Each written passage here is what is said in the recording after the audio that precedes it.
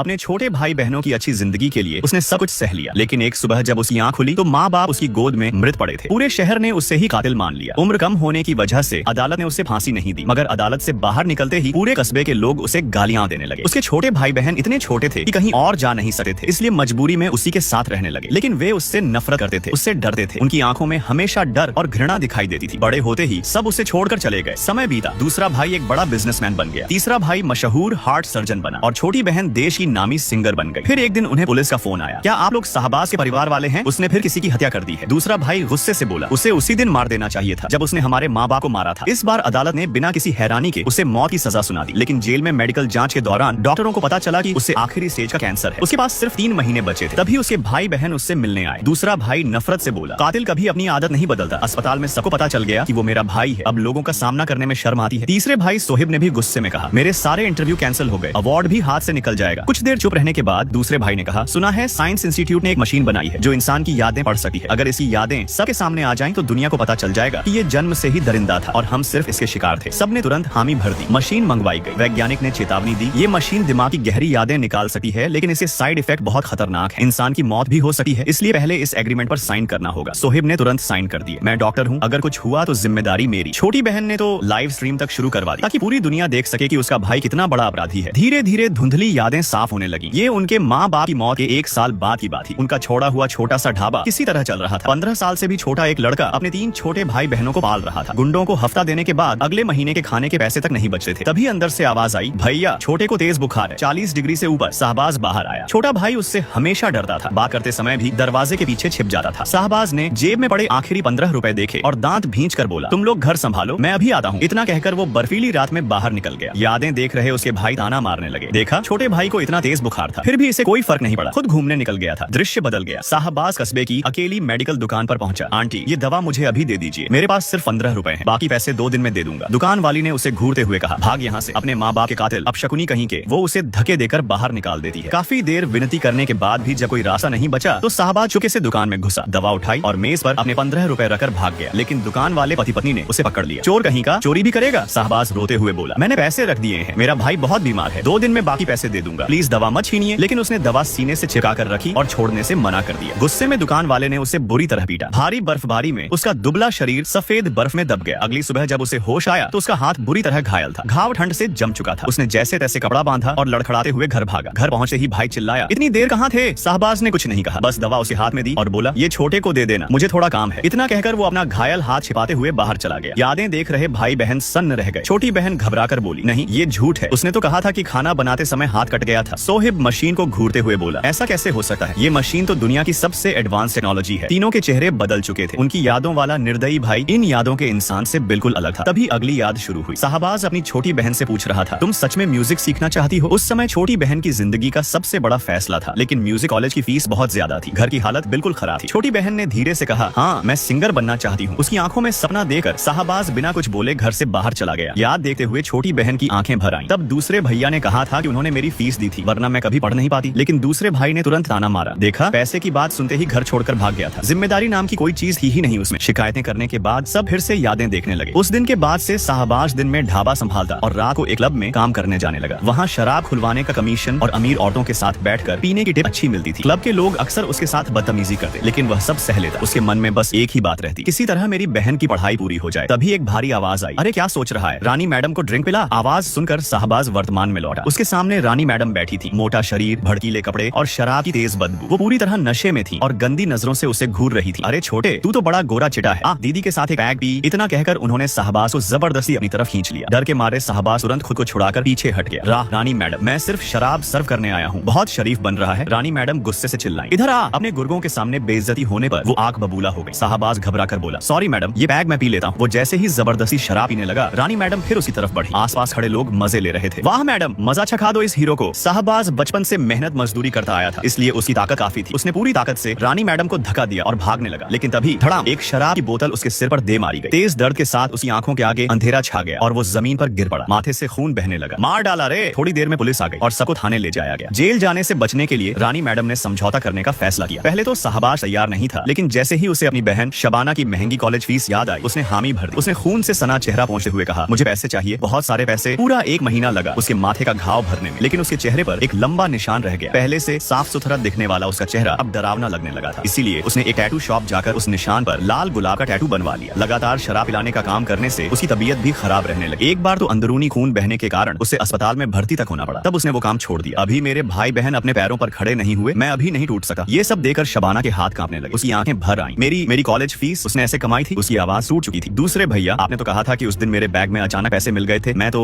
दूसरी याद ने तीनों भाई बहनों को अंदर तक हिला दिया था। लेकिन सालों की नफरत इतनी आसानी से खत्म नहीं होने वाली थी। सोहिब ने खुद को संभालते हुए ठंडे स्वर में कहा, शांत हो जाओ, उसने माँ बाप का खून किया था, ये सच है। कौन जानता है, शायद वो शुरू से ही दूसरों के पैसों पर जीना चाहता था। दूसरा भाई भी बोला, हमारी उम्र में तो हमें क्लब का मतलब भी नहीं पता था, लेकिन उससे सब पता था, यहाँ तक कि अमीर औरतों के साथ बैठकर पैसे कैसे कमाते हैं। सच में घिन आती है। हालांकि यादों ने उन्हें झकझोर दिया था, लेकिन वे अब भी सच्चाई मानने को तैयार नहीं थे। उधर मेमोरी मशीन के साइड इफेक्ट की वजह से शाहबाज का पूरा शरीर कांप रहा था। उसका चेहरा बिल्कुल सफेद पड़ चुका था। साफ मशीन रोकना चाहता था, लेकिन सोहिब ने ठंडे स्वर में कहा, जिस इंसान ने अपने माँ बाप को मार दिया वो दया के लायक नहीं है। मशीन चलने दो, हमें पूरा सच देखना है। जल्द ही तीसरी याद शुरू हुई। दृश्य में शाहबाज अपने स्कूल के प्रिंसिपल ऑफिस में खड़ा था। टीचर ने मुस्कुराते हुए कहा, शाहबाज, तुम्हारी आर्थिक हालत भले खराब हो, लेकिन तुम हमेशा पढ़ाई में बहुत अच्छे रहे हो। हमने तुम्हारे लिए दिल्ली के एक बड़े यूनिवर्सिटी में एडमिशन और फुल स्कॉलरशिप का इंतजाम कर दिया है। उन्होंने एक एडमिशन लेटर और स्कॉलरशिप फॉर्म उसके हाथ में रख दिया। ये तुम्हारे लिए मौका है, तुम इस शहर से दूर जाकर नई जिंदगी शुरू कर सकते हो। शाहबाज की आंखें चमक उठी। थैंक यू सर, मैं मेहनत करूंगा, आपका भरोसा कभी नहीं टूटने दूंगा। उस पल उसके दिल में पहली बार अपने अच्छे भविष्य का सपना जागा। खुशी खुशी वो घर लौटा और सामान पैक करने लगा। यादें देख रहे उसके भाई फिर बोल पड़े, देखा, जैसे ही खुद निकलने का मौका मिला तुरंत सामान बांधने लगा। वो हमें छोड़कर भागना चाहता था, हमारे बारे में सोचता ही कब था। अच्छा हुआ हमें मारा नहीं, लेकिन असलियत कुछ और थी। शाहबाज सोच रहा था कि ढाबा बेचकर वो अपने भाई बहनों को किसी दूसरे शहर ले जाएगा। वो पढ़ाई के साथ काम भी करेगा ताकि सबकी जिंदगी किसी तरह चल सके। लेकिन उसी रात खाना खाने के थोड़ी देर बाद शबाना अचानक पेट पकड़कर दर्द से चीखने लगी। घबराकर शाहबाज उसे अस्पताल ले गया। डॉक्टर ने जांच के बाद कहा, इसे तुरंत ऑपरेशन की जरूरत है, अपेंडिक्स फटने वाला है, लेकिन ऑपरेशन का खर्च 5000 रुपए आएगा। ये सुनते ही शाहबाज के पैरों तले जमीन खिसक गई। उसके पास इतने पैसे बिल्कुल नहीं थे। वो डॉक्टर को बाहर गलियारे में ले गया और दरवाजा बंद करके उनके पैरों में गिर पड़ा। डॉक्टर साहब, प्लीज मेरी बहन को बचा लीजिए, मैं अभी जाकर पैसे लेकर आता हूँ। डॉक्टर ने गहरी सांस ली। ठीक है, लेकिन जल्दी करना, वरना अस्पताल वाले मुझे जवाब नहीं देने देंगे। शाहबाज ने तुरंत सिर झुकाकर कहा, मैं वादा करता हूँ, मैं पैसे लेकर वापस जरूर आऊंगा। शाहबाज भागता हुआ घर पहुंचा। उसने पूरा घर उलट पुलट दिया, लेकिन बड़ी मुश्किल से सिर्फ 3000 रुपए ही जुटा पाया। यही उसकी सारी जमा पूंजी थी। तभी उसकी नजर मेज पर रखे एडमिशन लेटर और स्कॉलरशिप फॉर्म पर पड़ी। वो कुछ देर चुपचाप उन्हें देखता रहा। उसकी सुन्न आंखों में धीरे धीरे एक फैसला उभरने लगा। अगले ही पल उसने कांपते हाथों से अपना एडमिशन लेटर फाड़ दिया। फिर वो शहर की तंग गलियों के अंदर चला गया। अगर मैं खून बेचूं तो कितने पैसे मिलेंगे? सामने बैठे आदमी ने उसे ऊपर से नीचे तक देखा। तेरा शरीर इतना कमजोर है, ज्यादा खून नहीं निकाल सकते, ज्यादा से ज्यादा 1000 रुपए। कुछ ही देर बाद एक मोटी सुई उसकी नस में घुस गई। गहरे लाल रंग का खून धीरे धीरे उसके शरीर से बाहर निकलने लगा। कमजोरी से उसकी आंखों के आगे अंधेरा छाने लगा। तब जाकर खून निकालना बंद हुआ, लेकिन फिर भी पैसे पूरे नहीं हुए। उसने दांत भींचे और आखिरकार उस जगह जाने का फैसला किया जहां वो कभी नहीं जाना चाहता था। वो सीधे इलाके के बदमाश दागी भैया के पास पहुंचा। दागी भैया, क्या आप मुझे 1000 रुपए उधार दे सकते हैं? मेरी बहन अस्पताल में है, मैं जल्दी लौटा दूंगा। दागी भैया ने आंखें सिकोड़कर उसे घूरा। लौटाएगा? कैसे लौटाएगा? एक कटोरी नूडल्स बेचकर 5 रुपए कमाता है। 1000 रुपए लौटाने के लिए 200 कटोरियां बेचनी पड़ेंगी, ऊपर से ब्याज अलग। फिर उसके चेहरे पर एक गंदी मुस्कान आई। चल, मैं तुझे आसान रास्ता बताता हूँ। सुना है तूने पिछली बार रानी मैडम की बेइज्जती कर दी थी, एक काम कर दे, 1000 रुपए दूंगा, वापस भी नहीं मांगूंगा। इतना कहते ही उसके गुंडों ने शाहबाज को चारों तरफ से घेर लिया। शाहबाज कुछ बोल पाता उससे पहले उसे अस्पताल में दर्द से तड़पती शबाना याद आ गई। तभी दागी भैया ने जोर से मेज पर एक चाकू पटका। साले, रानी मैडम की इज्जत उतारकर ऊपर से पैसे भी ऐंठे। उसने मोबाइल निकालकर वीडियो रिकॉर्डिंग शुरू कर दी। आज जो बोलेंगे वो करेगा, वरना तुझे भी खत्म कर दूंगा और तेरी बहन को भी नहीं छोड़ूंगा। फिर वो चिल्लाया, पहले घुटनों पर बैठ, रानी मैडम से माफी मांग। आसपास खड़े गुंडे हंसने लगे। अरे दागी भैया, आज तो मजा आ जाएगा, इस हीरो की अकड़ निकाल दो। अगले ही पल शाहबाज पर लात घूंसों की बरसात शुरू हो गई। वो बस सिर बचाकर जमीन पर सिकुड़ गया। धीरे धीरे उसके पूरे शरीर का दर्द सुन्न पड़ने लगा। जब उसमें उठने की भी ताकत नहीं बची, तब दागी भैया उसके सामने बैठ गया। चल, एक और ऑफर देता हूँ। उसने चाकू शाहबाज के सामने फेंका। अपने शरीर में एक वार कर ले, हर वार के 200 रुपए दूंगा। तेरी बहन को पैसे चाहिए ना? अब फैसला तेरे हाथ में है। यादें देख रहे उसके भाई बहन अचानक अपनी जगह से खड़े हो गए। सबकी नजरें स्क्रीन पर टिक गईं। शाहबाज कांपते हाथों से उस चमकते चाकू को देख रहा था। उसकी आंखों में इंसानी डर साफ दिखाई दे रहा था, लेकिन दूसरी तरफ उसकी बहन मौत से लड़ रही थी। कुछ सेकंड बाद उसने कांपते हुए हाथ चाकू की तरफ बढ़ा दिया। नहीं, अचानक सोहिब चीख पड़ा। वो अपनी सीट से उठ चुका था। उसकी सांसें तेज चल रही थी। दूसरा भाई और शबाना भी स्तब्ध होकर स्क्रीन देखने लगे, खासकर शबाना। वो हमेशा सोचती थी कि उसका बड़ा भाई उससे प्यार नहीं करता, यहाँ तक कि उसके ऑपरेशन के लिए भी पैसे नहीं देना चाहता था। लेकिन आज उसे पता चला कि वही भाई उसके लिए अपना खून बेच रहा था, खुद को मरवाने तक को तैयार था। शबाना रोते हुए बड़बड़ाई, वो ऐसा कैसे कर सकता था? अगर वो मर जाता तो? सोहिब ने गुस्से में अस्पताल के शीशे पर मुक्का मार दिया। कांच टूट गया और उसके हाथ से खून बहने लगा। कुछ देर बाद यादें फिर चलने लगी। अब शबाना खुद को रोक नहीं पाई। उसने मशीन हटाई और फूट फूट कर रोने लगी। मैं तो सोचती थी कि वो बिगड़ गया है, रोज रात को बाहर रहता था, सिर पर टैटू बनवा लिया था, मुझे लगा वो गुंडों के साथ घूमता है, लेकिन उसने हमारे लिए इतना सब किया और कभी बताया भी नहीं। उसकी आवाज टूट गई। भैया, बड़े भैया। अस्पताल के बेड पर पड़े शाहबाज की उंगलियां हल्की सी हिल गईं। हार्ट मॉनिटर की धड़कनें अचानक बदलने लगी, क्योंकि ये पहली बार था था जब शबाना ने होश संभालने के बाद उससे बड़े भैया कहा था। किसी को नहीं पता था कि वो इस एक शब्द का कितने सालों से इंतजार कर रहा था। सोहिब और दूसरा भाई पूरी तरह खामोश हो चुके थे। उधर लाइव स्ट्रीम में लोग भी बहस करने लगे। क्या कहा तो गया था कि उसका भाई बचपन से उन पर जुल्म करता था। अगर इसे जुल्म कहते हैं तो जिम्मेदारी किसे कहेंगे। बिना माँ बाप के बच्चे सच में बहुत दुख झेलते हैं। शाहबाज खुद नाबालिग था, फिर भी उसने अपने भाई बहनों को इस मुकाम तक पहुंचाया। लेकिन कुछ लोग अब भी उसे दोषी मान रहे थे। मत भूलो कि वो कातिल है। सिर्फ भाई बहनों को पालने से माँ बाप का खून माफ नहीं हो जाता। ये कमेंट पढ़कर दूसरा भाई फिर खुद को संभालने लगा। लोग सही कह रहे हैं, चाहे कुछ भी हो, उसने माँ बाप को मारा था। सोहिब ने चुपचाप सिगरेट जलाई, लेकिन पहली बार उसके दिल में अपने बड़े भाई के लिए नफरत डगमगाने लगी थी। तभी स्टाफ ने डरते हुए कहा, क्या हम मशीन बंद कर दें? मरीज बहुत दर्द सह रहा है, अगर आगे जारी रखा तो। नहीं, इस बार सोहिब ने उन्हें रोक दिया। उसकी आवाज पहली बार भर्रा गई थी। तेज चलाओ, मैं जानना चाहता हूँ उसने माँ बाप को क्यों मारा। अगली याद शुरू हुई। उस समय सोहिब का पहला बिजनेस बुरी तरह फेल हो चुका था। उस पर भारी कर्ज चढ़ गया था। जब गुंडों को वो नहीं मिला तो वे घर पर पैसे वसूलने पहुंच गए। उसी वक्त शाहबाज घर लौटा। उसने देखा घर के बाहर लाल पेंट फेंका गया था। सफेद दीवारों पर बड़े बड़े अक्षरों में लिखा था, कर्ज वापस करो। शाहबाज घबराकर दरवाजे की तरफ भागा, लेकिन जैसे ही उसने दरवाजा खोला पैरों तले जमीन खिसक गई। पूरा घर तहस नहस पड़ा था। सामान इधर उधर बिखरा हुआ था। यहाँ तक कि उनकी बची हुई 10 लाख की जमा पूंजी भी गायब थी। टेबल पर एक पर्ची रखी थी, सोहिब हमसे 1 करोड़ रुपए उधार लेकर भाग गया है। 1 महीने के अंदर पैसे लौटाओ वरना पूरे परिवार को खत्म कर देंगे। पर्ची पढ़ते ही शाहबाज जमीन पर गिर पड़ा। उसके हाथ बुरी तरह कांप रहे थे। किसी को नहीं पता था कि उस समय उसकी अपनी भी एक जिंदगी थी। उसकी एक गर्लफ्रेंड थी और वो उसके बच्चे की माँ बनने वाली थी। शाहबाज सोचता था कि अब शायद उसकी जिंदगी थोड़ी शांत हो जाएगी, लेकिन किस्मत ने फिर सब छीन लिया। उसने कांपते हाथों से पर्ची पर लिखा नंबर मिलाया, लेकिन सामने वाले ने फोन पर बात करने से मना कर दिया। जितने पैसे हैं लेकर सीधे हमारे अड्डे पर आ। कोई रास्ता नहीं था। शाहबाज अपनी गर्लफ्रेंड से उधार लिए हुए 20 लाख रुपए लेकर बारिश भरी रात में शहर के बाहर पड़े एक पुराने गोदाम में पहुंचा। जैसे ही गुंडों ने पैसों से भरा बैग देखा वे हंस पड़े। अगले ही पल बेसबॉल बैट लिए कई आदमी उसे घेर कर खड़े हो गए। 1 करोड़ का कर्ज और तू 20 लाख लेकर आया है, हमसे मजाक कर रहा है। डर से उसका गला सूख चुका था, लेकिन फिर भी उसने हिम्मत करके कहा, भैया पिछली बार आप लोग घर से 10 लाख भी ले गए थे। ये 20 लाख मिलाकर 30 हो गए, अभी 70 लाख बाकी है। थोड़ा वक्त दे दो, मैं सब चुका दूंगा। लेकिन उसकी बात पूरी भी नहीं हुई थी कि सामने खड़े लंबे निशान वाले गुंडे ने बैट उसके चेहरे पर दे मारा। भयंकर दर्द के साथ शाहबाज जमीन पर गिर पड़ा। उसके पूरे शरीर में ठंडा पसीना फैल गया। साले हमें बेवकूफ बना रहा है। कौन से 10 लाख, हमने सिर्फ ये 20 लाख लिए हैं। शाहबाज दर्द से कराहते हुए बोला, ठीक है शायद मुझे गलतफहमी हुई, अब 80 लाख बाकी हैं, हम चुका देंगे। लेकिन गुंडे मानने वाले नहीं थे। उन्हें लगा शाहबाज झूठ बोल रहा है। गुस्से में उन्होंने उसे बेरहमी से पीटना शुरू कर दिया। इतना मारा कि उसके शरीर से खून बहने लगा और वो बिल्कुल बेहोश हो गया। तब जाकर वे रुके। एक गुंडे ने पूछा, जिंदा है क्या? दूसरे ने उसकी सांस चेक की, अभी जिंदा है तो अस्पताल के बाहर फेंक दो, मर जाए तो नाले में डाल देंगे। कुछ देर बाद शाहबाज को अस्पताल के गेट के बाहर फेंक दिया गया। जब उसे होश आया वो अस्पताल के बेड पर था। उसने उठने की कोशिश की, लेकिन तभी उसे महसूस हुआ उसका दायां पैर नहीं था। गुंडों की मार से उसका पैर इतनी बुरी तरह खराब हो चुका था कि डॉक्टरों को उसे काटना पड़ा। ये समझते ही उसकी आंखों से आंसू बहने लगे। मैं अपाहिज बन गया। उसकी पूरी दुनिया टूट चुकी थी। जब उसकी गर्लफ्रेंड को ये पता चला तो उसने भी तुरंत रिश्ता तोड़ दिया। एक अपाहिज आदमी मुझे और बच्चे को कैसे संभालेगा? और तुम्हारा भाई, वो तो खुद निकम्मा है, इतना कर्ज छोड़कर भाग गया। हमारी जिंदगी खत्म हो गई है शाहबाज। ब्रेकअप एक के बाद एक लगे इन झटकों ने शाहबाज को अंदर से तोड़ दिया। उसने अस्पताल में ही आत्महत्या करने की कोशिश की, लेकिन नर्सों ने समय रहते उसे बचा लिया। होश में आने के बाद उसने बार बार सोहे को फोन लगाया, लेकिन हर बार सिर्फ बंद फोन की आवाज आती। उधर गुंडे लगातार उसे धमका रहे थे। आखिरकार मजबूर होकर उसने वो रास्ता चुना जहाँ से वापसी नहीं थी। उसने पहले से जानने वाले एक दलाल फैसला भाई को फोन लगाया। फैसल भाई, अगर कोई अपना अंग बेचे तो कितने पैसे मिलते हैं? सामने से आवाज आई, तुझे पैसों की जरूरत है? अगर मैच मिल गया तो किडनी के 50 लाख मिल सकते हैं। शाहबाज ने तुरंत कहा, मैं टेस्ट करवाने के लिए तैयार हूँ, जल्दी करवा सकते हो? पहले खून चेक होगा, मैच मिला तो बात बनेगी। किस्मत से सिर्फ 3 दिनों में खरीदार मिल गया। जांच के बाद उसकी किडनी फिट पाई गई। जब उसके खाते में 50 लाख आए तो वो बिना कुछ बोले एक गैर कानूनी क्लिनिक के ठंडे ऑपरेशन टेबल पर लेट गया। बेहोशी की दवा धीरे धीरे उसके शरीर में फैलने लगी और उसकी आंखें बंद हो गईं। 1 हफ्ते बाद जब वो चलने लायक हुआ तब भी 30 लाख बाकी थे। उसने फिर उन्हीं गुंडों को मिलने बुलाया। इस बार वो उसी पुराने गोदाम में पहुंचा। निशान वाले गुंडे ने उसे घूरते हुए कहा, अगर इस बार भी हमें बेवकूफ बनाया तो पैसे छोड़, सीधे तेरा सिर काट दूंगा। शाहबाज ने बैग खोलकर उनके सामने रख दिया। यहाँ 50 लाख हैं, 30 लाख अभी बाकी हैं, मैं कोशिश कर रहा हूँ। बैग में भरे नोट देकर पहली बार गुंडे के चेहरे पर मुस्कान आई। वाह, तेरे भाई जैसा निकम्मा आदमी भी इतना अच्छा बड़ा भाई रखता है। कुछ ही दिनों में 50 लाख ले आया। फिर उसका चेहरा ठंडा हो गया। लेकिन मेरे पास ज्यादा वक्त नहीं है, 1 हफ्ते में पैसे नहीं मिले तो तेरी एक बांह काट लूंगा। अचानक शाहबाज ने अपनी शर्ट उठा दी। उसने पेट पर बंधी पट्टियां खींचकर हटा दी। ताजा टांकों का लंबा निशान साफ दिखाई देने लगा। वो धीमी आवाज में बोला, ये 50 लाख मेरी किडनी बेचकर आए हैं। 1 हफ्ते में 30 लाख नहीं जुटा पाऊंगा। अगर हाथ काटना है तो अभी काट दो। उसकी बात सुनकर पूरा गोदाम शांत हो गया। निशान वाला गुंडा काफी देर तक उसे देखता रहा, फिर धीरे धीरे उसके पास आया। कमाल है, तेरा भाई तो डरपोक निकला, लेकिन तू? उसने गहरी सांस ली। तू सच में मर्द है। कुछ देर बाद उसने हाथ हिलाया। छोड़ो, बाकी 30 लाख को तेरी किडनी का खर्च समझकर माफ किया। इतना कहकर वो अपने आदमियों के साथ गोदाम से बाहर चला गया। हालांकि वे अपराधी थे, लेकिन जब उन्होंने देखा कि शाहबाज अपने भाई का कर्ज चुकाने के लिए अपनी किडनी तक बेच चुका है तो उनकी आंखों में भी उसके लिए इज्जत आ गई थी। यहीं पर याद अचानक खत्म हो गई। दूसरा भाई और शबाना कांपते हाथों से मशीन उतारने लगे, लेकिन सोहेब पागलों की तरह शाहबाज का कॉलर पकड़कर चिल्लाया, क्यों? आखिर क्यों? तूने इतना सब क्यों किया? अगर तू हमसे इतना प्यार करता था तो माँ बाप को क्यों मारा? क्या तू ये सब अपने गुनाह का प्रायश्चित करने के लिए कर रहा था?